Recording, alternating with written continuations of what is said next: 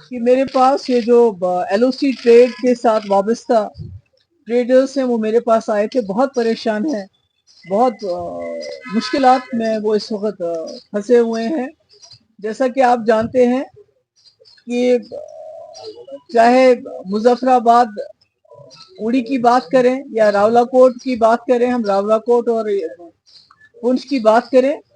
جموں کشمیر کی تواریخ میں جتنا یہاں کے لوگوں نے سٹرگل کیا ہے، قربانیاں دی ہیں، اگر کچھ حاصل ہوا ہے تو یہ دو راستے 2005 میں جن کی شروعات ہوئی تھی، جو کھولے گئے تھے، اس کے بعد 2008 میں اس میں کاروبار چلا تھا اور کروڑوں روپے کا اس میں کاروبار ہوا اور اس میں سینکڑوں کی تعداد میں لوگ جو ہیں ان کو روزگار ملا، اس کے ساتھ جڑ گئے۔ پر بدقسمتی سے 2019 کے بعد یہ اچانک سے اس کو بند کیا گیا، ٹریڈ بھی ختم کیا گیا، اور جو اس میں جب آواجابی شروع ہوئی تھی تو اس وقت خالی یہاں کے لوگوں کی خواہشات کے لیے یہ ایک بہت بڑی چیز ہی نہیں تھی، بلکہ جو ہمارے آپس میں اس کشمیر اور اس کشمیر میں ایک دوسرے کو لے کے کچھ شک و شبہات بھی ہیں وہ بھی دور ہو گئے تھے۔ مگر یہ جب سے یہ راستہ بند ہو گیا ہے، ٹریڈ بند ہو گیا ہے،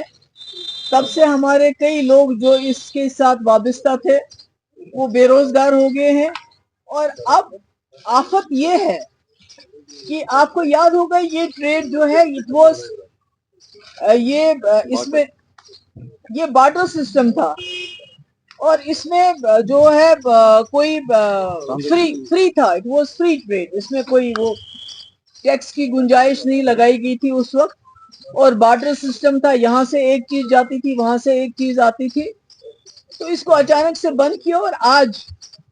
پچھلے کچھ عرصے سے انکم ٹیکس نے ان لوگوں کے، پہلے تو آپ کو یاد ہے کہ سینکڑوں ریٹس ڈالے گئے، ان کے اوپر چھاپے ڈالے گئے، کوئی الٹے سیدھے الزامات لگا کے، اس کے بعد انکم ٹیکس کی ان کو ابھی نوٹسز آتی ہیں۔ ریٹ آج تک ہوا ہے جو 2008 سے لے کے 2019 تک ہوا ہے، اس پہ ٹیکس کی ڈیمانڈ کر رہے ہیں۔ تو اب مجھے بتائیے کسی نے 5 کروڑ روپے کا اگر کاروبار کیا ہے تو اس کا GST اور انکم ٹیکس کا جب حساب لگاتے ہیں تو وہ بھی 5 کروڑ بن جائے تو کہاں سے لائیں گے؟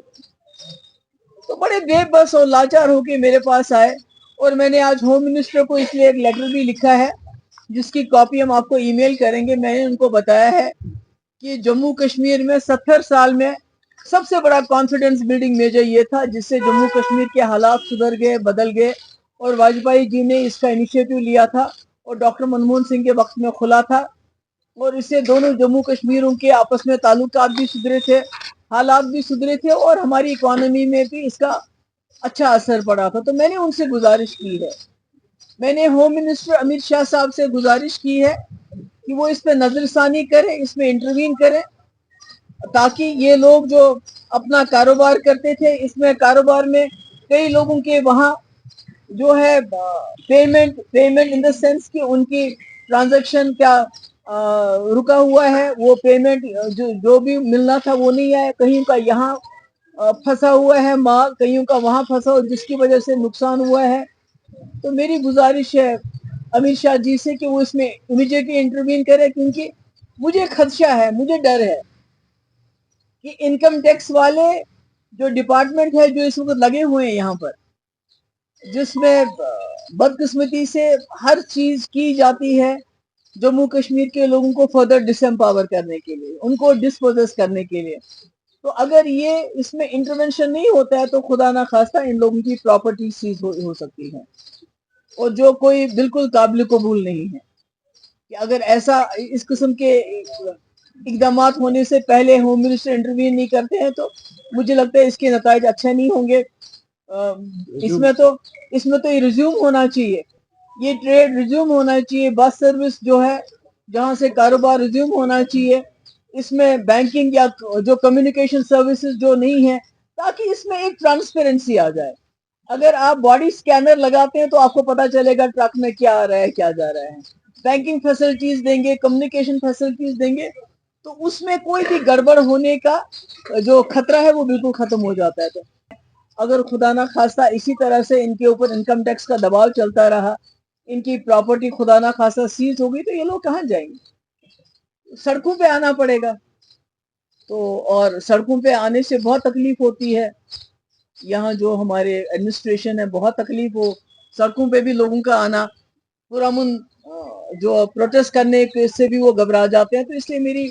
मोतबाना गुजारिश है अमित शाह जी से कि वो इसमें इमीडिएटली इंटरवीन करे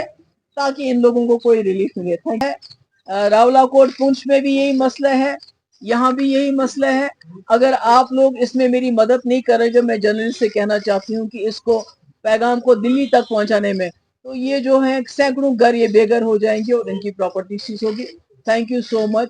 2 दिन पहले वगैरह तो सब ठीक है, मगर ये जो एक ट्रेड शुरू जिसकी वजह से यहाँ कई फैमिली सफर कर रही हैं इस वक्त,